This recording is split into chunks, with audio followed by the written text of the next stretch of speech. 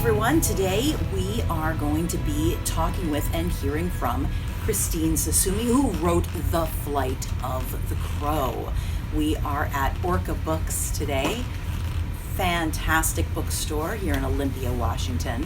And The Flight of the Crow is, well, actually, I'm going to let Christine tell you, but the jewel at the heart for me about The Flight of the Crow is that it is both a biography and fiction, which I think all great books are. They have a thread of truth that is very, very rich, but they veer into fiction as needed. So, Christine, I usually start with, how did you discover writing? When did you first start to write seriously? But before we even dive into that, would you tell our watchers why this book is a little bit different, unique? It's not just the story of your parents. No. Correct. Yes. Tell us about that. Right. Well, it's a story which is set in World War II, and it's a conglomeration of the experience of the Japanese Americans during World War II, and then clear over on the other side of the planet in France, the experience of the French against the Nazi regime. And the two stories are melded together because the two of them meet later after the war. And it's just a story that I felt needed to be told, because it's a unique story, because I don't think I've ever read. I love historical fictions, and particularly World War II, but I must say I've read plenty set in Europe during the war and plenty set in the United States, and then the experiences of the Japanese American community during World War II, but never the two together, which is exactly what happened when my parents met. They brought those two cultures together, those two experiences. I think what I really like about what we kind of have to understand when going into The Flight of the Crow is that, younger generations, we can talk about Iraq or Afghanistan, but a world war it's literally right there. So there was impact everywhere. And one of the things that I loved is that, you have people so far apart, but their lives are being changed forever by truly the same event. And why did you decide to go the historical fiction route as opposed to just telling your parents' stories as they were? Right. Well, I wanted to incorporate so many of the important events that occurred during World War II, and that may not have actually affected my parents. My father's family did get affected by most of the parts of the story I wanted to tell. The incarceration of the Japanese Americans. He enlisted in the 442nd Army Regiment, which to this day is still the most highly decorated U.S.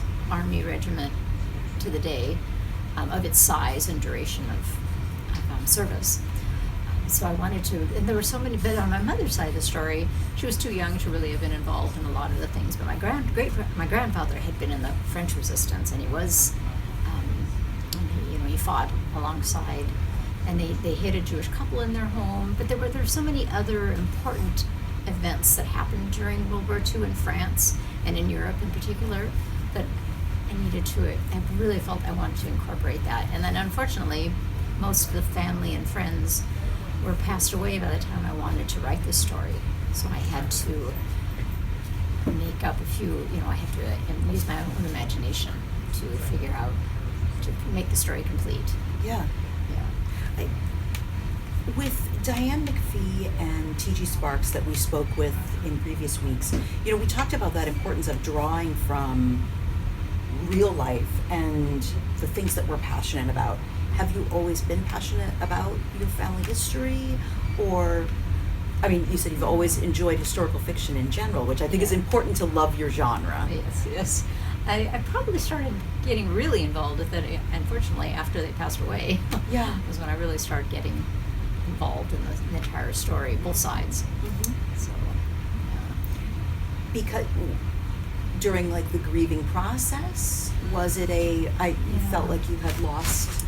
Yeah, after my father had passed away, I was going through some of his affairs, and I found he had started writing his memoirs when he was a young man, and how the war affected him, and during the war, and then post-war when he first returned to Seattle.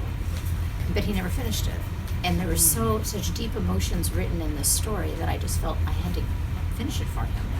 And so it became a kind of a quest. I wanted to finish for my father, and certainly for my mother's side of the family as well, for everything that they did during the war.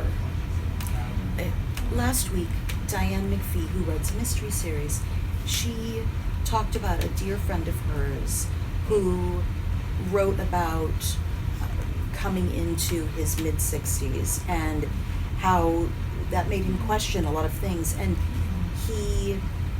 it was kind of it's not a memoir so much as a reflection on that time period in his life. And he passed soon after completing the manuscript, but she realized that he was, and that book, that manuscript, was the creation of the main character that went on to become the main character of her series. And it's so interesting that you say finding your dad's unfinished memoir. I think that sometimes writing that never sees a bookstore influences us so deeply and so passionately as writers. And I love that theme reoccurring. So when did you, I'll circle us back around to my actual first question. When did you start to write seriously? Have you always written?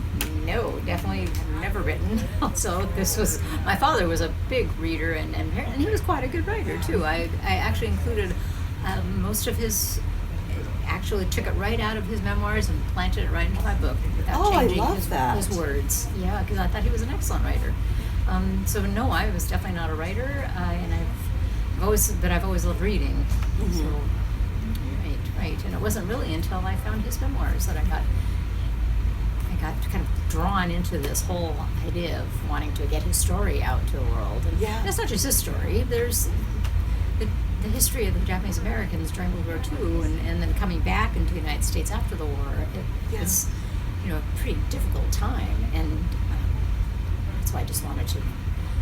I know there's a number of books out there on that topic already, but this one, as I think is important, it kind of goes from the very beginning, and it takes you all through every single battlefield and scene that the 442nd went through, and his entire life story until he got back after the war. So I thought it was good to keep that thread going, where a lot of the other books kind of are more choppy and don't always finish up, and certainly don't follow battle scenes as much. Yeah, there's a continuity of your father's, at least in a historical fictional context, but there is a real continuity of the timeline.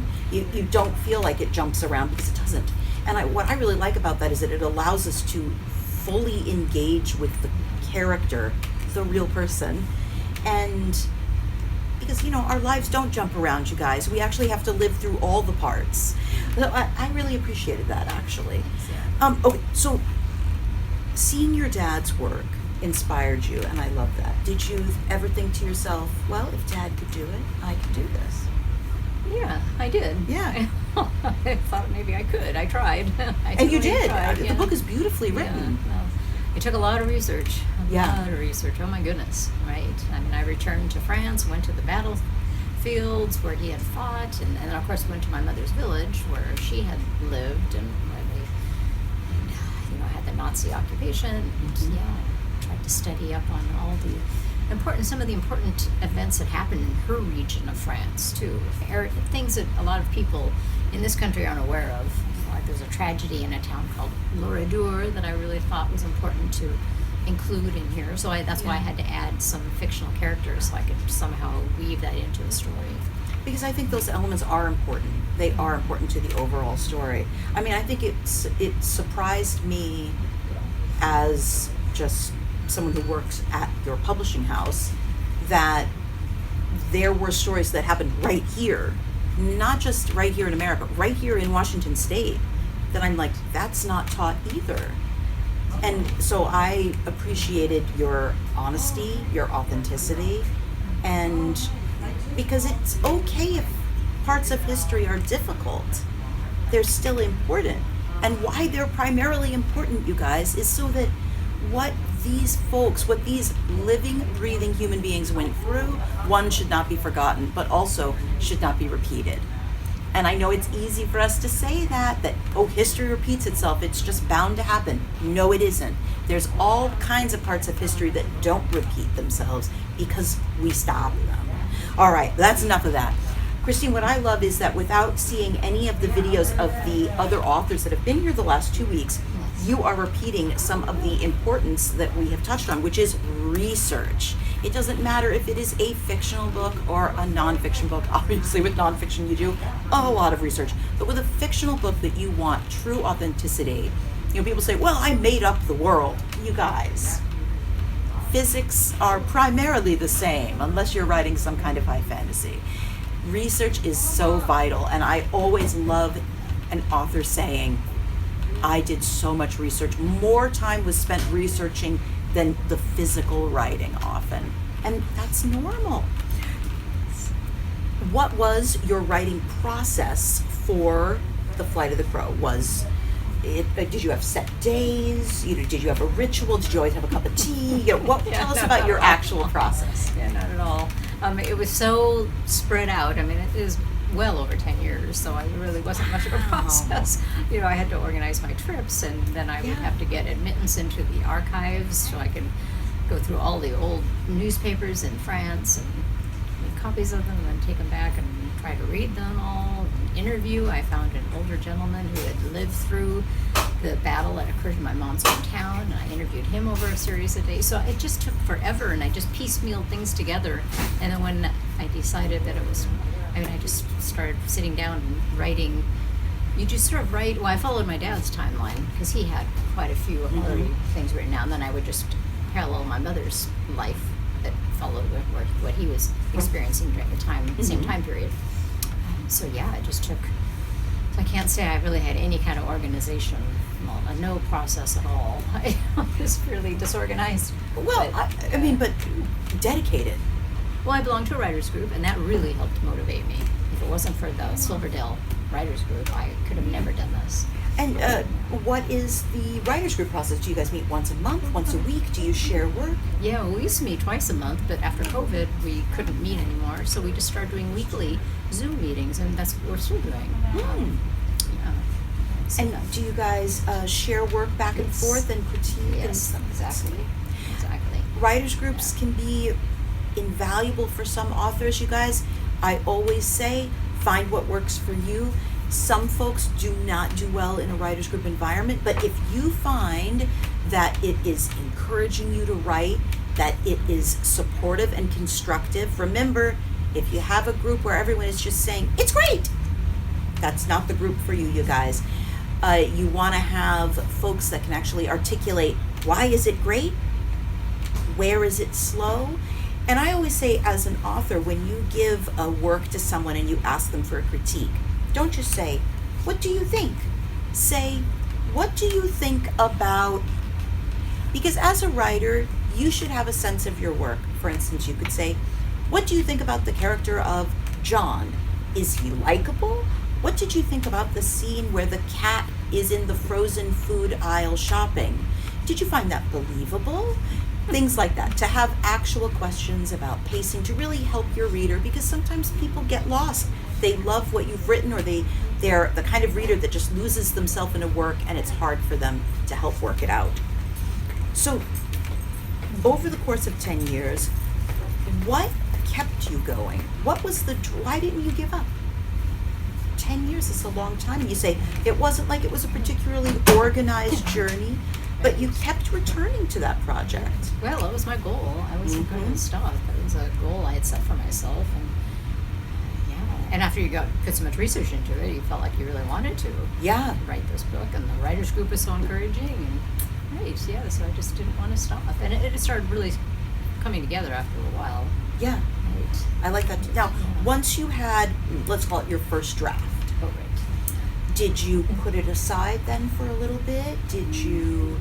I assume you gave it to your group, the writers group, of course. Yeah, well, chapter by chapter. Yes. Right. So it took a period of time. But Mhm. oh no, we go. They kept telling me too. Well, that's sometimes it'll be my third or fourth draft, and they'll say, well, that's pretty good for your first draft. And I think, well, that wasn't my first draft. I love that though. So it could be kind of discouraging at times. But Yes, but to tell ourselves that's okay. Yes. That's okay. Let's keep going. Yeah. Oh, I like that very much. Huh. That's actually my 13th draft. But Right. Thanks, Bob. This was okay. the final one.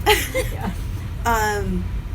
Oh, and I don't Here's- think the camera can pick him up, but Oh, Orlando the kitty Orlando's is passing through. All right, so I think we've already touched on this a little bit. You say the protagonists are your real life parents, but you fictionalize some of the elements of the story. Where did you diverge from fact and why? I think we've touched on that, but Yeah. what were some of the, like, would you think that there was, I think for me, as your publisher, it was your mom's age Yes. was kind that of, was I think part if of I it, had right. been in your shoes, I think, yes, that needed to be shifted. Right. Were there other large elements like that you're like, this is Yeah. vital to this story? Right. Well, mainly it was that I wanted to incorporate I wanted to stress how important the women's role was in the French Resistance, and so the best way was to have my mother be in the Resistance. So of course I had to add some age to her. Yeah, Um, because in real life, she was too young. She was probably more like 14. Oh, okay. Yeah, which actually was fairly young to be involved. Mhm. And so you aged her up a little I bit. did a couple years till she Yeah. was 16. Yeah, see that's Yeah. so tiny. Yeah, but a lot of young women did get involved in the Resistance Yeah. in that time, at that age. Mm-hmm. Right. Mhm. And you said your grandfather was involved He in was French in the Resistance, right? Not to give away too much of the story, but he was. Yes. Yeah. Yeah. Yeah, he was. Yeah. So. I like that. Yes, thank Yeah. you. No spoilers. No spoilers. See, the next question I always find is, what historical events or details did you feel were essential? We've touched on that, but I think that what I like about this is that these are the questions that are so natural for this book and for the concept that you've brought together. In that, okay, let's take the true biographies of my parents, but let's wed them. Kind of sounds like to your father's true life timeline, Right. Yeah. and probably then so. fill in the important milestones from there. And I think that what that also does is it does come across as a true history. It's not just their stories. A lot of times for fiction's sake, we don't get major components of a world conflict. And I think that with Flight of the Crow, there was nothing that I felt like, oh, right, this is when this was going on. No, it's there. It's on the page. And I appreciated that as a reader because it helped me put into context every scene. And I valued that. So I thank you for that. And I like what I have in front of me, you guys, this is the interview that is in Christine's press kit. So it also includes her answers. And I want to just touch on this because I feel like we have to. So your father's family's incarceration. And this was something that, as someone who grew up here in Washington State, there were parts of this that I had never been taught. And I was floored. Reading the manuscript the first time, I literally put the manuscript down and had to just kind of take a moment. Because I kind of felt like my public school history lessons, my Washington State public school history lessons, had been censored, and I didn't feel like I was the better for it. Will you talk a little bit about that? Right, even to this day, it was only a couple years ago I was volunteering at an event, and we had a display up of the NBC or the Nisei veterans and of how they had fought in the 442nd during World War II, and it was stunning how many people walked through and said, I know nothing about this. And they were, people who were probably 20s to 30s in that age group.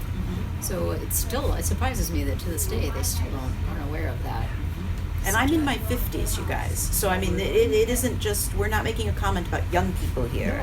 No, yeah, not this at all. is history that has been. I just thought they would have had it in the history by now. Yes, had it in the schools by now, absolutely. but they aren't. They don't have it yet. Yeah. Yeah, I could see back in the 50s they didn't have it, but now Yeah. Right. Yeah, there's literally no point. I mean, and I think that it is vital. And Yeah, but- because we're kind of starting to racially profile other groups now. So That's it's right. pretty important that we remember these events and how wrong we were with that group, and very wrong with every group. yeah, and that it's okay to just say that, you guys, to say historically this was wrong. We're not being anti-American, we're not being anti-Washington. This decision, the decision to incarcerate Japanese American families, was wrong. It's okay to teach students, and so we say, and so we will not do that again. That we're then showing, as Washingtonians, these are decisions we are making moving forward. Now, you just touched on it. The subtitle of the book is, I don't want to mispronounce it, a Nisei in World War II and beyond. Nisei. Right. What does that mean? Yeah. So that's the second generation Japanese American. So if you would count in Japanese, it's Ichi, Ni, San, Shigo. And so the Issei is the first generation to come to this country. So those are the immigrants. And then their children were born in this country. That's the second generation. And then the third generation, which would be my generation, was the Sansei. And now there's Yonsei and there's even Gosei, because we've been here that long. Yeah. Also, can I just say, you guys, remember, it is always okay to ask questions. Always ask questions. All right, now, I know we talked a little bit about this, and I love that you have your notes. Yeah. Christine and I were talking on the way here. We're talking about, we just wanted to have just a conversation about writing and about the book. And one of the questions that she said, I really want to make sure that I have a lot to say on this particular question. And it is a question that's actually in the press kit. And the actual question is, and this is a true fact, you guys, there are 600,000 books published or self-published every year just in the United States. And Christine's publisher, Blue Forge Press, is a nonprofit publisher.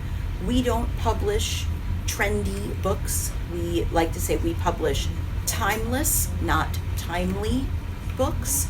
We tend to focus on books that bring voice to a topic or a group of people, or even a genre that has often been silenced, to shed light on misconceptions, to break stereotypes, things like this. But we like to ask our authors, in light of all those things that I just shared, more than 500,000 books published every year, and being a kind of press that is not driven by profit, we're not driven by trends, we're driven by stories that we feel have a legacy and need to be told, and we guarantee, and through generations, that the books will remain in print. This is so vital.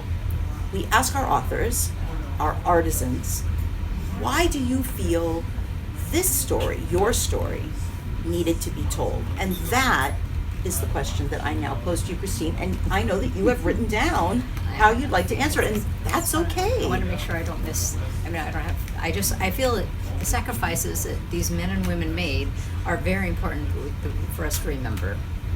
If we don't, we risk repeating the same mistakes. So groups are developing that are quick to blame those they don't know, or maybe they don't understand.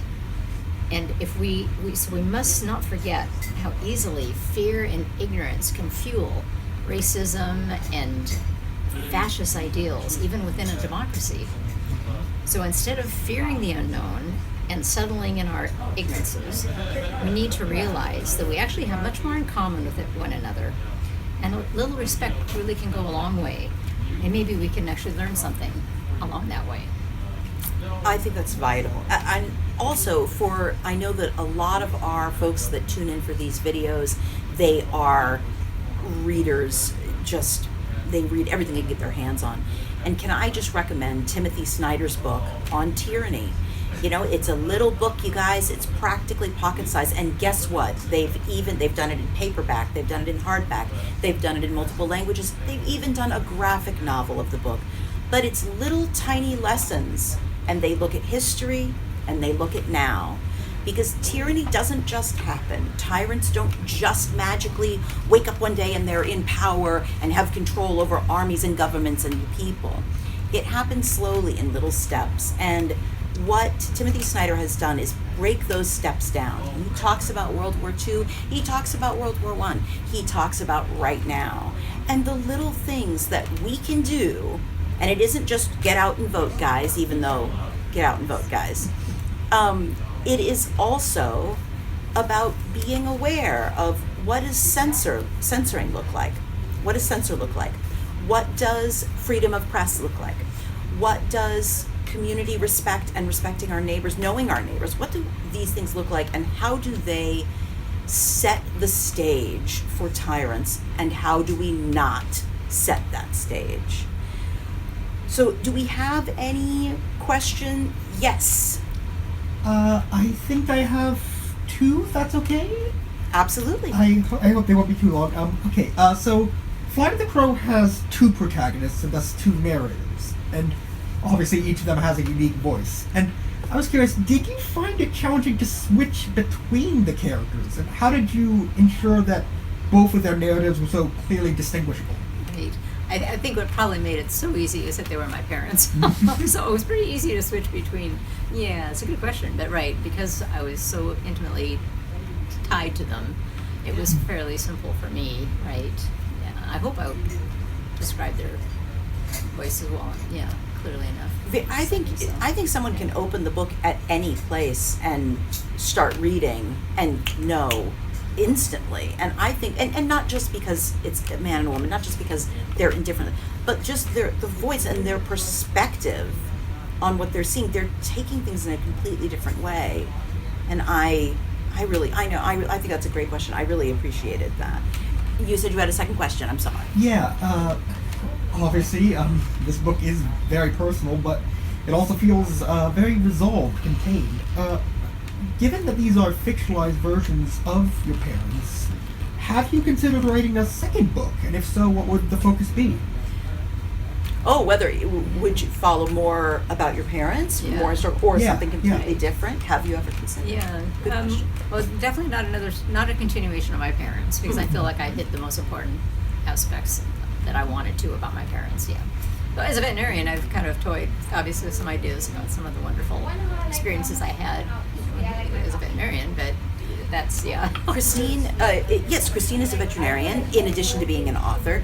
As a matter of fact, on the way down, we were talking about how she does acupuncture with animals. And we had a rescue dog named Jasmine who benefited incredibly from acupuncture. We called her the unicorn because she would have her little acupuncture needle right here, and she loved that one. That one was her favorite. Will you talk to us a little bit about acupuncture and animals? Oh, well, it's finally been accepted. I've been doing it for over 20 years, and when it was considered fairly odd back 20 years ago, but now it's really pretty routine, covered by Medicare, and many of the pet insurance is covered as well, because it is helpful. It doesn't work for everyone, but I'd say it works for at least 70% of the animals. And most of it's older dogs and cats and horses that benefit from it. But cancer patients, I've had some good cases with cancer, and it's for pain relief more than anything. Mm-hmm. Yeah, and then some of the herbal remedies can be really helpful too, because Western medicine can't. That's kind of what drew me to the acupuncture. Is when I was practicing, you get to a point where nothing's working anymore. You try steroids and antibiotics. You're like, well, yeah. I'm at my end. There's nothing else I can do. And I got tired of that. So all of a sudden there's a whole nother world open up. You have to be careful, of course, with the herbs. But there are some very, very good herbs out there. In fact, a lot of our Western drugs come from the herbs. Absolutely. Yes, that's very true. But they don't have as many of the severe side effects that the drugs do because they're balanced. So, yeah. What is the most interesting animal that you have ever worked with? The smallest animal, the largest animal, a very quirky animal? Yeah. I know you said a horse. Yeah, I've done some acupuncture on horses. But I always thought maybe going back to where I learned when I first started as a kennel cleaner, and he's in this book, in the Flight of the Crow, the veterinarian who have worked for him when I first graduated from school. But as a kennel cleaner, all the stories we had, and it was a huge veterinary clinic right in Seattle. And I've always thought it would be fun to write a story about that clinic because it's still actually in existence. So Oh, yeah, oh, absolutely. yeah. But we'll see. Well, but Christine is Yeah. still part of that writers group, so who knows what they'll Yeah. talk her into. That's Right, yeah. who knows. Well, it's interesting, but I wanted to comment about the writers group because there was Yeah. one man in the group who just couldn't understand why my father, the male protagonist, didn't put up more of a fight, and why isn't he ranting and railing about the treatment of the Japanese, and that's why I tried to stress in the book that, that wasn't the way they were raised. Right. And that wasn't their character. Well, he's an American. So, anyways. Actually, Yeah. I'm really glad that you brought that up because I think that that's important for us to look at, is that different cultures look differently.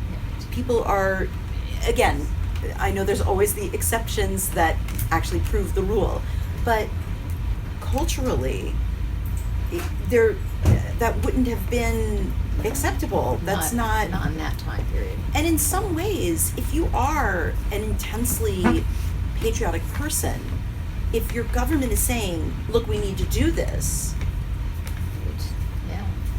and I think that's so fascinating. Yeah. How And fascinating. he fought me many times. You could just say, but that's simply not true. Right, that That's was not not- what your dad. That was not my father. Yeah. Right. Very interesting. I love that. All right. So, Christine, you're going to read for us today. Yeah. Just a little introduction to each of the characters. Okay. Okay, so Seattle, Washington, December 5th, 1941. The tin bounced down the sidewalk into the adjacent wooded area. Art never passed up a good game of kick the can. Crunching over some maple leaves, he circled the towering Douglas tree to retrieve the tin, inhaling the fresh scent of fir. He nodded at the thick ridges of bark sticking out of that tree trunk. It was as if a friendly hand was being extended. He grabbed hold of it. "Hello, Mr. Douglas Fir, how do you do?"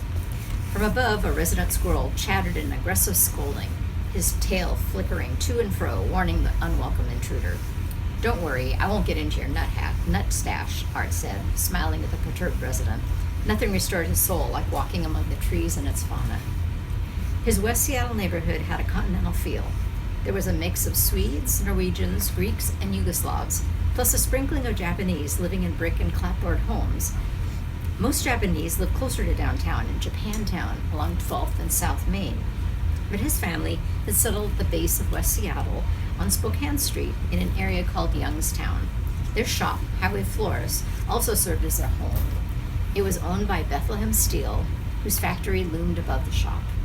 The steel company transported coal to the waterfront docks on tracks that ran over the small wood-frame building. Each time they transported their cargo over, it caused their shop and home to tremble. When the earthquake of 1939 occurred, the family assumed at first it was a coal delivery. Art was in his final year at West Seattle High School, doing his best to fit in with the other students. Sure, he'd been called slanty eyes or Chinaman, but over the years he learned to avoid such hateful or judgmental people. Instead of being conscientious about his looks, he focused on embracing the differences between everyone. Each person had something unique to offer to their community. By standing proud, he hoped to convince others of the same. December 7th, 1941, started like any other Sunday. Tea was brewing, the radio was playing Tommy Dorsey's All the Things You Are. Art's mother sat on a three-legged stool, trimming and arranging the bundles of flowers she would sell at the Pike Place Market. An announcer's voice interrupted the music. Art's mother stopped working and cast a puzzled look his way, as her English was poor. When she saw his expression, she dropped her flowers and joined him at the radio. "Father, come listen. He says Japan has bombed us. Somewhere called Hawaii?" "Hawaii? That's a U.S. territory in the Pacific." His father rushed into the room, stumbling over the footstool. "Japan has already invaded Korea, Taiwan, the Philippines. My God, where are they going to stop?" They stood around the radio and stared at it in dismay. Dread filled the room. The White House announces Japan has made war on the United States without declaring it. Warplanes have attacked the Great Pearl Harbor Naval Base on the island of Oahu in the Hawaiian Islands, the announcer said. For the rest of the day, Art's mind was numb. He was as American as the next guy, and no one aligned him with Japan, or did they? He understood and spoke enough Japanese to communicate with his parents, but English was his first language. It was the one he used in school and with his friends. His parents' culture, brought from their homeland, was pervasive. The lunches his mother packed embarrassed him. He hid the rice balls and fish from the other students. His face was different, his glasses were thicker, and he was shorter than the average Joe. Otherwise, he fit in with the schoolmates, even if he was quieter. Did they think of him as Japanese or American? He didn't think he stood out that much. At dinner, his father barely touched his food, fumbling with his napkin, folding it up, unfolding it over and over. "We must be careful," his father said. "Japan has made a grave error in attacking the United States, and I worry we'll suffer the consequences." Art was sure his father had no reason for concern. They were living in the U.S. and had no ties to Japan. Besides, Art and his sisters were American citizens, having been born here. His father got up from the table, leaving his napkin carefully folded in the shape of a crane. He walked into the living room and began leafing through his traditional Japanese record collection. Art had never seen him look so confused and despondent. Central France, 1940. It was June 12th. France's surrender to the Germans had sent shockwaves through the country. Yvette's parents hunched over their little radio, tuned to the banned BBC station, listening to General de Gaulle. Yvette strained to hear what he had to say. The French government, after requesting the armistice, has now full knowledge of the conditions dictated by the enemy. As a result, the French army, naval and air forces will be completely discharged, our weapons laid down, the French territory occupied, and the French government under the control of Germany and Italy. One can say that this armistice will not only result in capitulation, but also in slavery. It is absurd to consider the struggle as lost. I call upon all Frenchmen who want to remain free to listen to my voice and follow me. I, General de Gaulle, am undertaking this national task here in England. Whatever happens, the flame of French resistance must not and shall not die. You see, we must not give up, Yvette's father Maurice said, hammering his fist on the kitchen table. Yvette remained crouched on the stone steps of the stairway, eavesdropping on her parents, trying to comprehend the gravity of the situation. She was familiar with the stories of the last war and had seen its toll on her parents' generation. She was 14 and mature for her years, having to carry her weight in chores and responsibilities. Each of the family's 5 children had a set of daily tasks. Hers were caring for the animals, which is where her heart lay. She loved milking the cow and goats early in the morning, then watching them head out to the pasture. The goats always ran, headbutting each other along the way, while the cow, Clara, would plod out to the nearest green spot of grass. Her last task, which was to brush down Belle, their plow horse, whose gentle demeanor was as immense as her size. Yvette's heart overflowed, the excitement of a bright future. Would she find a boyfriend, marry, travel to a larger town, maybe even see Paris? She often wondered what lay outside of her tiny village of Equier. Listening to her parents whispering about the recent German invasion of their country alarmed her. Would she ever realize her dreams? France had fallen to the Germans with an ease that surprised everyone. In 6 short weeks, the German Blitzkrieg defeated France to add yet another country to their conquest. After the last war, the French had reinforced the Maginot Line with additional fortifications to repel any further German invasions. The massive concrete wall ran along their fragile eastern border from the impregnable, or so they thought, Ardennes forest of Switzerland. Yet the Germans bypassed it altogether, storming directly through the Ardennes and taking the nation by surprise. The Germans had penetrated the massive Ardennes forest with their Luftwaffe and Panzer tanks, overwhelming France, then continuing northwest to Calais. By May 24th, they had cornered the British forces against the sea at Dunkirk. The British had little choice but to evacuate back to England. Then the Reich did the unimaginable and took Paris on June 10th. On June 14th, the swastika replaced the tricolor on the Hotel de Ville. France was left broken and distraught.